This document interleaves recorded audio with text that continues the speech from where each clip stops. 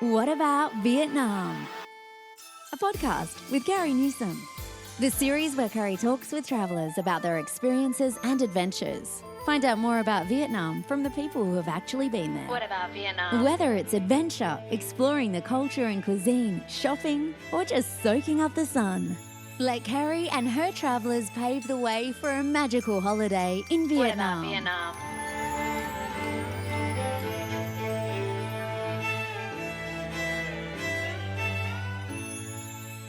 Xin chào and welcome to What About Vietnam? I have no doubt as soon as you start to plan your trip to Vietnam, the city of Hoi An is going to come up and feature very highly.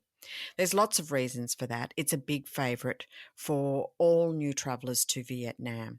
It offers the beautiful UNESCO World Heritage Site Old Town, and it has beautiful beaches, and simply for the solo traveller, for the couple, for the family, there's so much to do. I've asked Sharon Sweeney to come on today, and I'm truly delighted that she's decided to join us and hit us with her top 10 things or must-do things to do in Hoi An. Sharon comes to the program as she runs with her partner a business called Hoi An Now and a website which features everything you need to know as a local or a traveller to Hoi An. They also produce a map to the region, which is truly helpful to get yourself around Hoi An and the old town and the city itself. Sharon has an extensive history in travelling. She's lived in many places all over the world. So she comes to the program giving her insights into Hoi An and these top 10 must-do things with just a wealth of knowledge of travelling and certainly her experience in Hoi An as a local. I catch up with Sharon as she's currently in Australia and is sitting in Cairns and about to hit us with her top 10. Let's welcome Sharon to the program. Top of the list is Hoi An Old Town. And I mean, I've never seen any place like Hoi An Old Town in all my travels. Basically, it's a heritage listed small town that is absolutely steeped in history. It's like a living museum, if you like. During the 1500s, it was the sort of epicenter for merchants who were going along the Silk Road, and so you had all these, amazing time. All these merchants from different parts of the world, like Japan, China, Europe, France, just everywhere, and the architecture of the Hoi An Old Town is sort of reflecting all that melting pot of people. And during the day, it's just incredible because they've just maintained it so beautifully. They've got buttercup yellow buildings interspersed with pastel blue, sky blue, baby blue sort of paintwork as well. And it's just incredible. It's just so well preserved. And then at night, it's like Disneyland, because Hoi An is known as the lantern town, and for good reason. Out of every shop front, there is numerous lanterns. There are lanterns along the street. There are lanterns overpassing the street. And my favorite time in Hoi An Old Town is where it's twilight. You know that magical color that twilight becomes? It's like pink and soft purple and orange, and they have these gorgeous sunsets. Anyway, and then the lights, the lanterns start coming on, and oh my God, it's like this magical Disneyland experience. And then you've got this Tubon River that just goes all the way through it. And on that, you've got these little sampan boats that are just all adorned with the same lanterns, all colors of every imaginable color, really. And to see Hoi An at night like that and from the river is just I mean, really. And just a couple of things. Hoi An is also a bicycle town, and so there's no traffic as well that's allowed in the old town, so you can walk through it very nicely. But they have little traditions, and one that is very close to my heart because I've got a lot of wishes in me is as we have.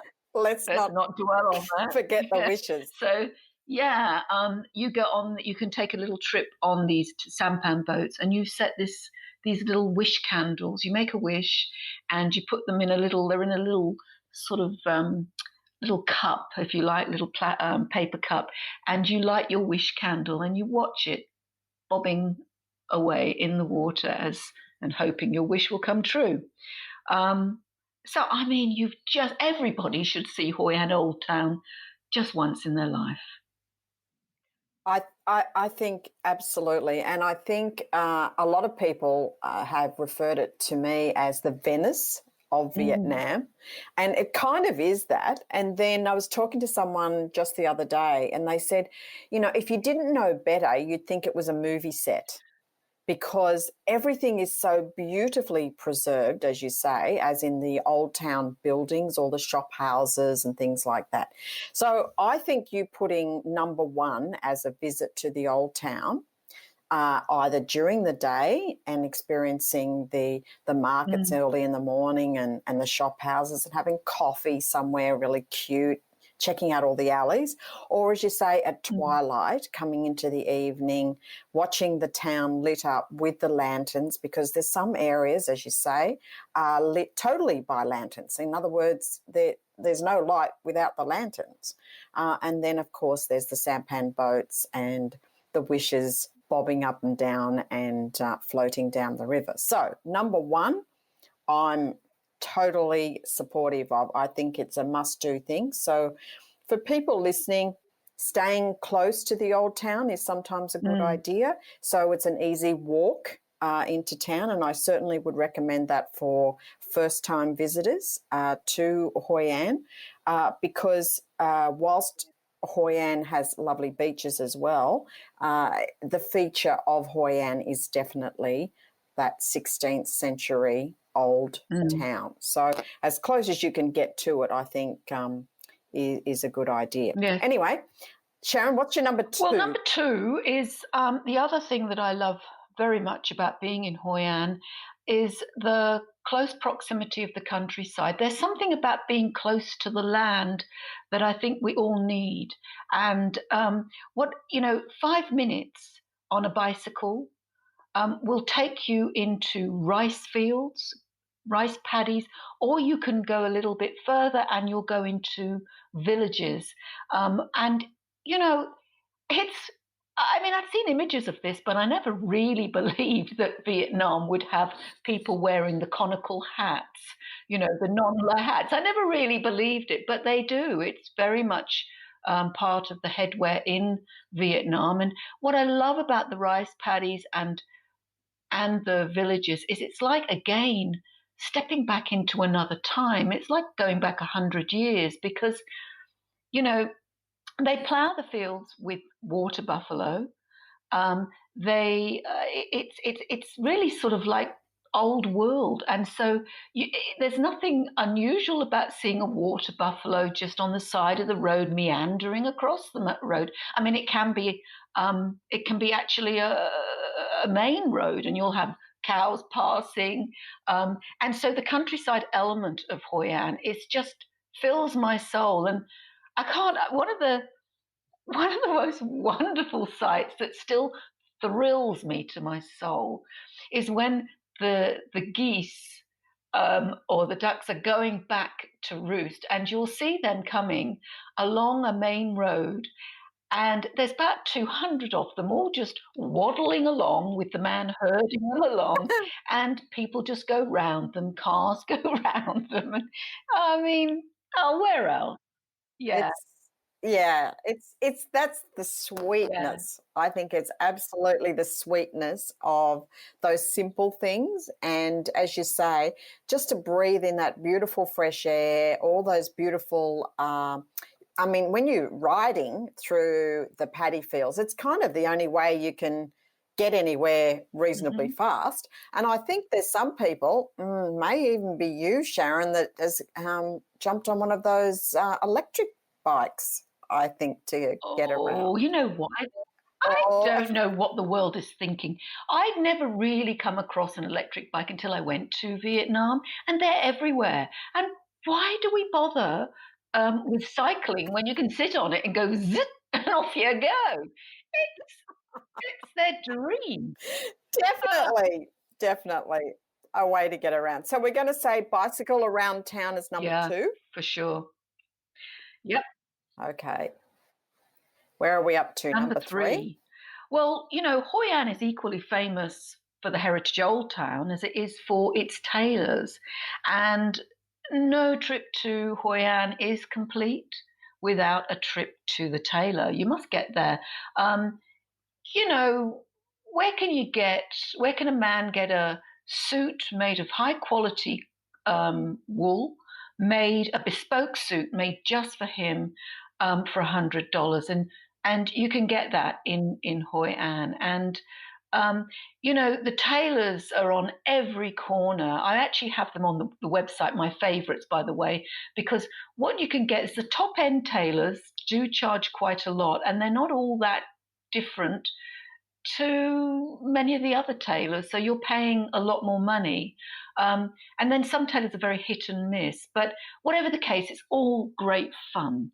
And what I love most, don't you love this, is going into a shop or going into the cloth market, and where there's reams and reams and bolts of all coloured fabrics and types and silks and linens, and choosing the fabric.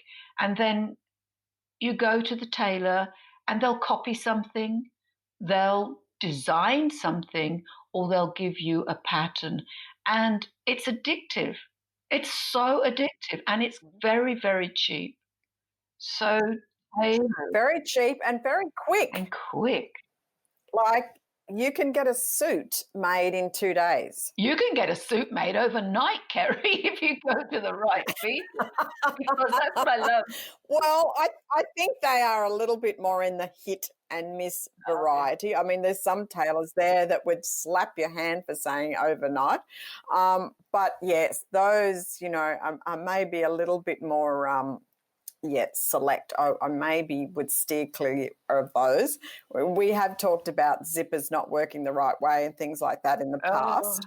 But I'm addicted. I am definitely addicted to the tailoring, as I've told you every time. I've literally taken over my assortment of pictures from Pinterest or whatever that I like, and I just say I want that one and that one. And then also, as you say, wandering around those fabric markets, just picking the exact material, fabric, weight, style, etc. that I want, as I want dots or I want stripes or I want whatever, and just have it made exactly to what my body shape is at the time. Oh, yes, that's dangerous. And, you know, well, I actually started to forget whether I was a 10 or a 12 or a 14. Thank goodness, because, you know, every time I went, I just kind of got it made to what I was. So that's a little bit tricky as well, but fun, as you say. No, definitely tailoring, and there's 3,000 tailors in town, so you might like to check. You might like to check Sharon's website, Hoi An Now. She's got some good recommendations there. But let's not get stuck on tailoring. Let's move on to number 4, because we've got a list of 10 to get through. So yeah, well, look, you know, where are we up number 4 to? is I take my job very seriously, and so whilst we have got tailors on the site, we've got something far more important in terms of the best, and that is the spas, massages, and spa treatments, you know, come on. Oh, yeah. What a hard job you had to take so seriously, Sharon, to check those we out. Take it seriously. We have to perfect it. And it means going back to the same place. It means actually going to every place in Hoi An just to see what they're like. And, you know, and I do. So I know, Regular. I know. I'm a champion, but I do it regularly. Yes. Well, look at the prices, you'd be mad not to. I don't think anyone should go and have a 1 hour massage when you can have a 5 hour massage. I I reckon you should just book yourself in for the entire trip because I would. Um, oh, look, on the Yes. massage, seriously, you've got the high-end, very high-class hotels offering massages. Now, they cost a fortune, and I've sent writers, reviewers to the top really expensive hotels, and it's very hit and miss. And one would surprise you. I won't name it, but it's one of the best hotels in Vietnam, and the spa treatment was very hit and miss. So again, no, seriously, we do put very much a recommendation of the ones you should go to. And whilst you can get fabulous ones on the street corners, I mean, you can, because massage is an innate thing. It's not often something you can train for a good masseur. The ones I highly recommend are the day spas. And there you've got trained masseurs. They're cheap. The premises are clean.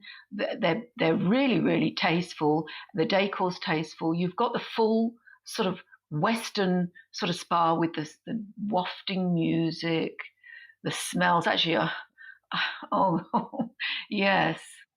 Oh, You're sending me back there in a oh, heartbeat, like yeah, seriously. yeah. That is one of the things, as far as your trip planning is concerned, I would highly recommend to people to include. Don't I think people always think they've got to be doing, doing all the time. And I think sometimes there is some pleasure and enjoyment in a holiday when you're just able to access things like massage and be able to just chill out, but not lie there thinking this is costing me a fortune. Yes.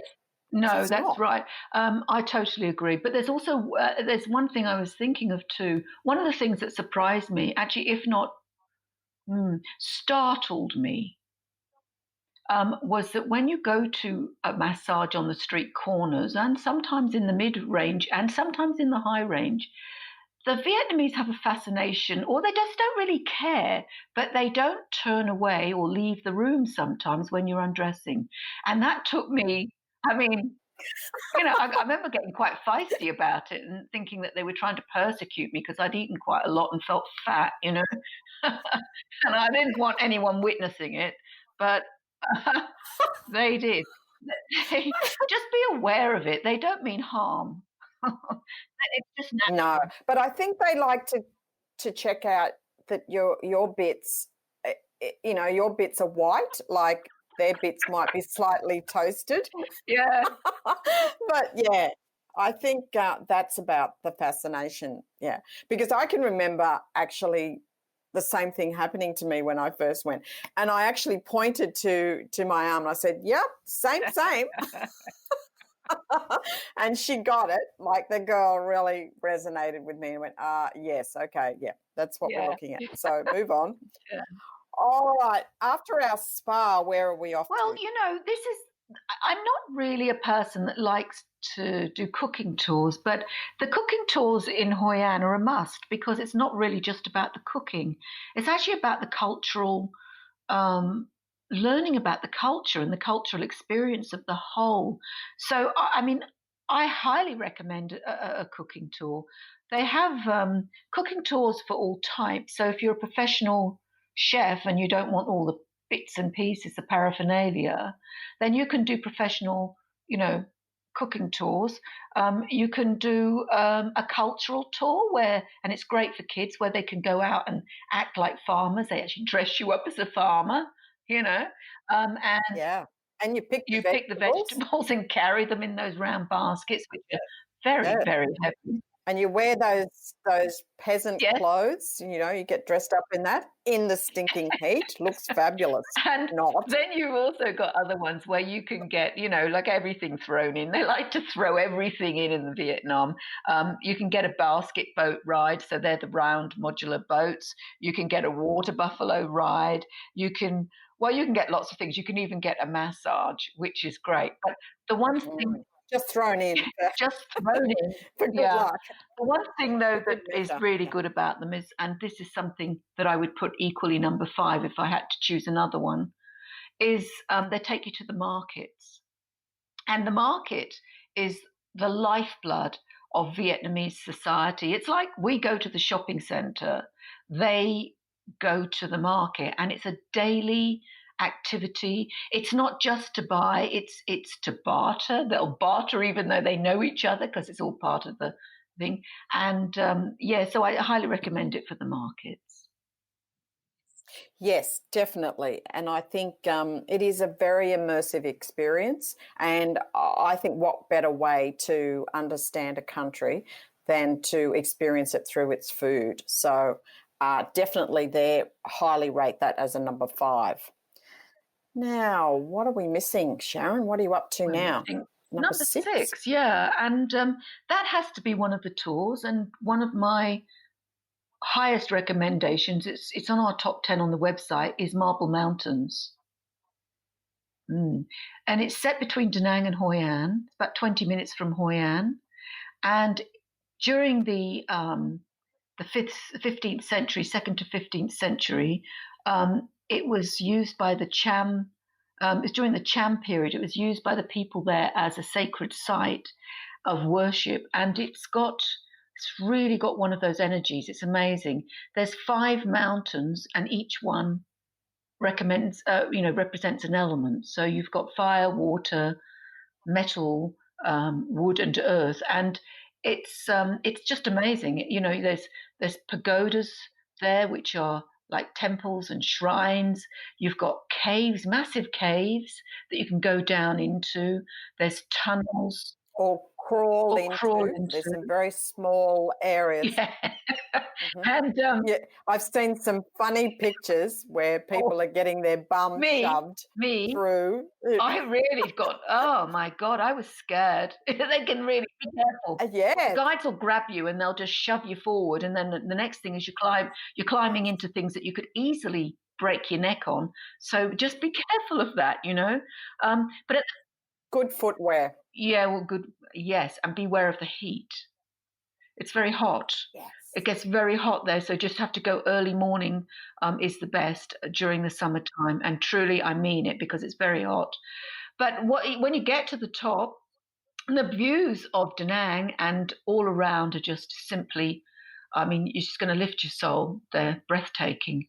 And they're so good because they look over what used to be known as China Beach, where the troops used to congregate, and it's such good bird's eye view of the whole city of Da Nang that the Vietnamese used to actually use it as a watchtower as well as a hospital during that period. So that's definitely it's incredible. And but I also love those marble statues at the bottom. Those marble statues like the size of King Kong. Yeah, look, I think if you're in the market for a couple of 20-foot lions that you want to put in your backyard. Do you know, I can remember when they used to have just a few showrooms, I think, on the street. But now they line the street, and I go, who buys these? It's not as if you can like put it in the back of your taxi or your grab car on the way home. They are heavy, huge, white kind of stallions that I always know when I'm nearly at Marble Mountain, because those lined up of shops and frontages where all those statues are sitting out there show. Yes, I know. I go, oh, well, we're here. Yeah. The marble's out. Well, that in itself is a sightseeing tour. It's fantastic. But actually what you can buy, and I still will, is the marble chess set. So you've got like beautifully cut, carved marble chess sets that are about 6 inches to 7 inches tall each piece on a marble chessboard. And look, yeah, you can get that shipped overseas back to your hometown or wherever. Highly worth it. $300 was the last I saw at the last count. Yeah. Yeah. Okay, so we've done Marble Mountain. number 7 we're up to. Well, Where are we? Where are we number headed now? 7 is something that came onto the scene, Hoi An scene, about 2 or 3 years ago, and I can't tell you. It's a show, and it's outside, and it's part of a theme park, and it's called Hoi An Memory Show. And I'd heard about it and just thought, oh, I'm not going to that. It sounds very glitzy, you know, not my sort of thing. But I covered it for the website, and my God, Kerry, it's a cast of about 300. It's world class presentation. People fly through the air. There's music. There's lights. There's dancers, actors. It's It's all on water. it's a real recreation of Hoi An, and so you've got the Tubon River, you've got the Japanese bridge. The stage is It's water. just so cute, and the stage is water, and it's folk tales interspersed with the history of Hoi An, and it's sad, it's uplifting, it's just it blows you away. And then those mechanical elephants that come on stage, you know, on the arena. But here you go, a little bit of a tip. We got, when I covered it for Hoi An Now, I got VIP seats, which was great. You know, I thought I'm set. And then I went again and I got the peasant seats, which is right down the front. And that's where you should be. You're right on this amazing thing. And it's just hard to explain. But it's also part of a theme park that you go at 4:00. And that in itself, all the actors who are going to perform later are actually part of the sales assistants. They do mini shows, they serenade you. There's little historical things, little places you can go to learn about the silk trade and things like that. Amazing. Hoi An Memory Show. Yeah, it's a delight. I took my 16-year-old grandson and I thought, pretty hard to impress a kid of that age, like he's going to think this is a bit, And he just said, I was blown away because also it's the contrast. You've just come out of a 16th century old town and then a little bit around the corner, you're stepping into this amazing theme park with this fully professional choreographed stage on water that is definitely up in the 20th century kind of level of production.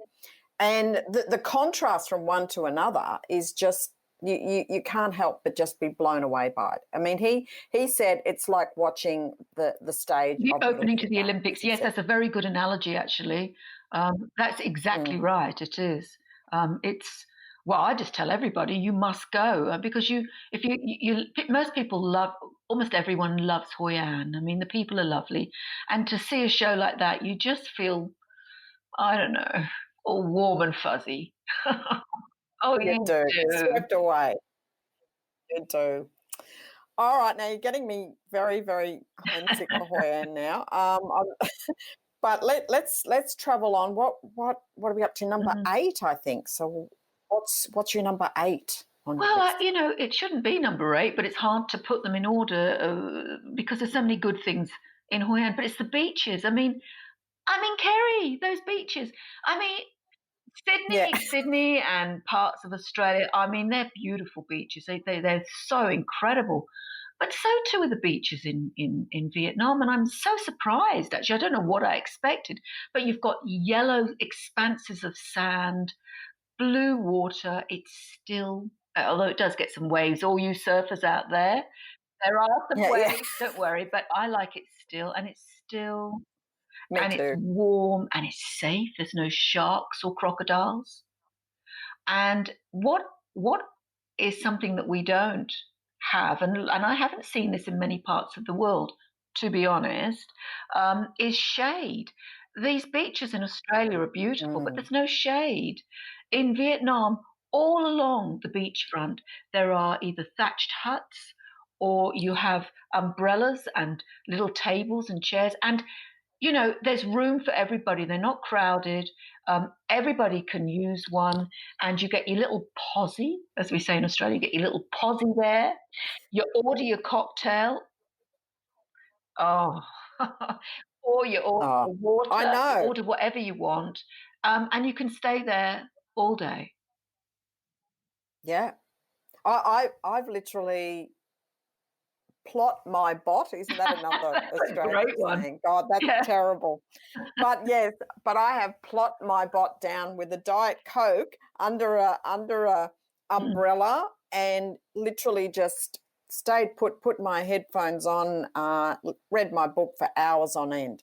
I mean, if you go to Italy or places like that, they charge you about €50 just to Indeed, sit they down, do. just to have the You, umbrella. So, and you're so right. The beaches are just you have. divine. And what I love is the access to restaurants. They're sitting right on it, aren't they? I'm leading to that. I'm getting to that, Kerry, because that's coming yes. up. But Okay, before sorry. I move on, I want to say Oops. this, that it's incredible. One of the things about Vietnam is it's so cheap, and never forget that. It's a really nice part of Vietnam. But the other thing is the ladies that come and hawk on those beaches, I've seen some people get very aggressive with them. Try not to, because actually these people are really nice people and they're just trying to make a living. And people should just be aware, because the Vietnamese are lovely people. They don't mean harm. And so, yeah, just think that they could be I know the they could people. be your gran or your and mum. they're not aggressive. Yeah, they're not aggressive. They're not aggressive in any way. But I have noticed some tourists take umbrage to them coming around. But as you say, there's very few of them. Some of them are very well known to the restaurateurs as well. So they kind of let them come in and, for a very small amount of money, you can make a very big difference to those and when you buy people's something, lives. the humbleness of them, it's lovely. Okay. Now up to number 9. We're nearly We there. are. And it's moving on from your restaurants, because this is the other thing. You've told me, and you're quite right, that Hoi An has world-class restaurants. You've got all types of cuisine, the beautiful Vietnamese. You've got Greek, Spanish, fantastic Italian restaurants, everything you can imagine. And I can't say that I shouldn't have this on the list, but the thing is that takes it out for me is having a meal in the evening with the balmy weather and overlooking the beach, and you have that beach, a beautiful stillness, and you can hear the waves just washing onto the beach, and you're there in one of the restaurants that line the beach. And I've got a few for different types. I'm just going to give some names, which I don't normally do. No, do because it. I don't like to, because there's venues everywhere, but I'm going to do this. There's 4 types that I would recommend. For me, the all-out iconic favorite has got to be Soul Kitchen, that I would recommend to a tourist is Soul Kitchen. It's an iconic venue. It was one of its kind, and many have sprung up, but Soul Kitchen still retains its heart. It overlooks Ambang Beach. It's got live music, and these musicians are world class. You can hear fantastic music, have food overlooking the beach, and enjoy some drinks or whatever your fancy might be. And it's at sunset, it's to die for. And you've got these wonderful little thatched, well, not little, they're quite big, aren't they? If you've got a party of people, aren't they nice? They're these like thatched little mini houses, if you like, with no walls. Fantastic. And the day beds. Day beds, yeah, we like them, don't we? Yeah. We do. We do. Who wouldn't? Yeah. I mean, you can just take your shoes off. I know it's a naughty thing to do, but just to take your shoes off, be able to snuggle up on one of those day beds and drink it. And once again, as you say, I've never felt any impetus by the staff to say to me, like, okay, you can move along now. Like, you've been here 3 or 4 hours. It's time to go. Never have I been pushed out the door, and I can stay there easily an afternoon. And once the evening comes on, as you say, with the entertainment, you're not charged for that entertainment. There's no entry fee into the venue. And just to linger there in that atmosphere is just divine. Yeah, it's just magic. divine. And then you've got other places as well. If you're into nightlife, you've got Cocoon. That's amazing. It starts at 9 o'clock with a DJ. It's hip Oh hop. yeah, Yep. and it's like Very hip hop. it goes till late, whatever that is. Very hip hop. It's for the younger, real party crowd. Yeah, they shut the doors so they cut the noise down. Yeah. Tell me. And then they do, yeah, they do. And they make some noise. And then you've got Salt Pub, which is very classy, but it's also a pub atmosphere. It combines the two. Great for kids. Yes, great great location location. for kids. And then if you're in the really wealthy demographic, then you've got Shore Club, which is very high class. But they all, and there's others as well. There's one run by an Australian called Max Lambert, which is for the basically for the backpacker crowd, and I love going there. But they all overlook the beach, and just don't miss them. Go to all of them. Yes, and they all offer, as you say, just something slightly different to each other. But as you walk past, you can pick a seafood restaurant, and pick your seafood straight out of a bucket. You can move on and you can go to the Hmong Sisters and have a meal there, or you could have a pizza next door. You go on to Soul Kitchen, as you say, like either left or right at Ung Bang Beach, there's just such a range. I totally agree it's with happening you. at Ung Bang. It's definitely. Okay, last but not least, number 10. Well, again, I'm looking for the wow factor, and I was thinking of all my time in Vietnam, what was one of the things that gave me this, ooh, wow. And that was, there's no doubt, it's the Hoi An Pass. And the Hoi An Pass is extraordinary. It's known by the Vietnamese as Daeu Hoi An, which means ocean cloud pass, and that should give you an idea. You start off at sort of ocean level and you go up this mountain right into the clouds. And, it's a thrilling experience. There's a steep drop the more you go. The roads wind and you pass these jungle-covered hills. There's fishing villages below. It's just, and then this view at the top is just extraordinary. And so that used to be the main way you got from Da Nang to Hue, which I highly recommend everyone visit. It was from Da Nang to Hue, and but now you can go another way. But don't go the Hoi An Pass. And if you can, go by motorbike, but just beware. I recommend you go with a licensed bike driver because. Well, why Vietnam has the highest death toll in the world, or accident toll in the world with bikes. And Kerry, I don't know one expat, me included, my husband included, that hasn't had a bike accident. Some have been fatal, some have been nasty, and mostly they're okay. But don't take a chance if you're a tourist. You're more than likely not insured if you're on a tourist visa. Take a car. That's what I did. Or take a Jeep. You can do that too. Yes, you can do a Jeep, you can do a bike, yeah. And I think definitely don't put that holiday at risk by riding a bike. As you and I both know, we've known tourists who've got themselves into some sticky situations because of that.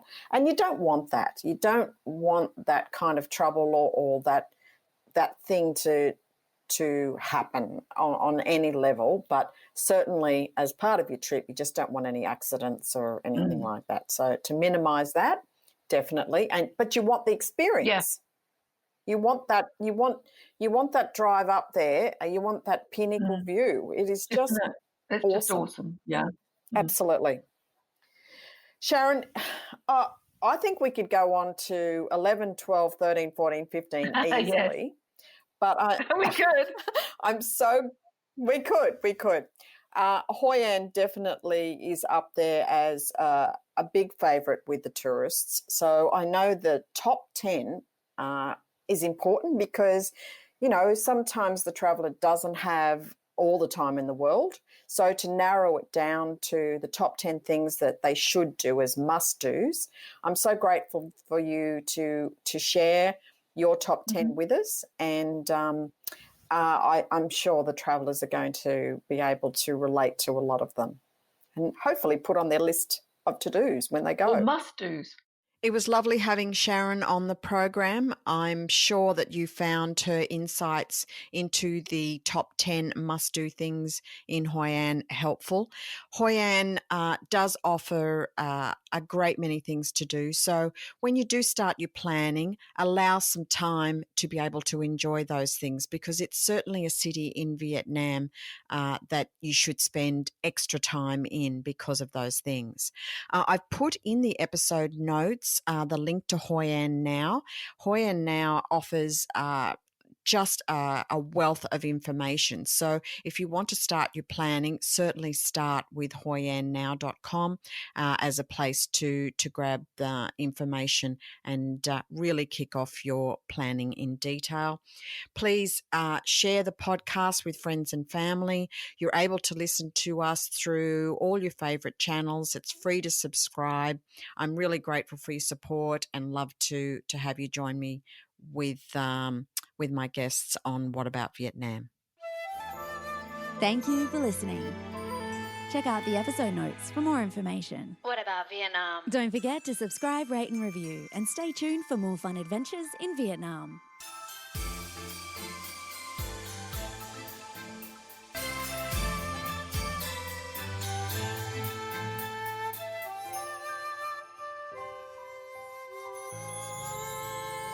What about Vietnam?